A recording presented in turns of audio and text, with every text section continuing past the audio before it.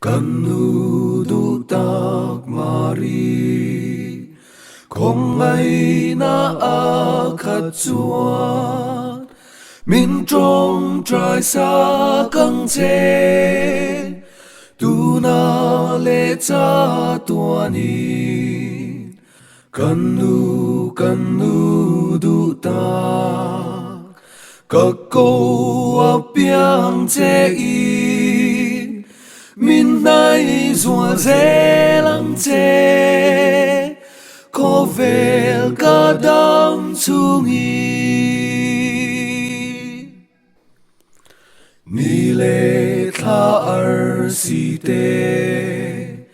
Im môi na râu bùi chuan Lấy mi sinh tê di ngà Aron in lar chuak ta Kanu du ta Các câu áp biang che in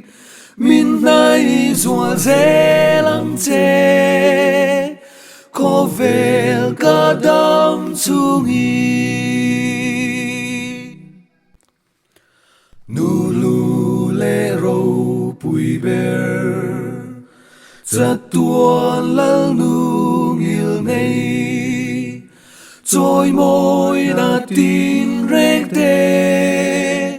I pu reng a lâu ni Kanu du ta Các câu áp biang che in Min nay rùa dễ lắng chê Có về cả đám chung y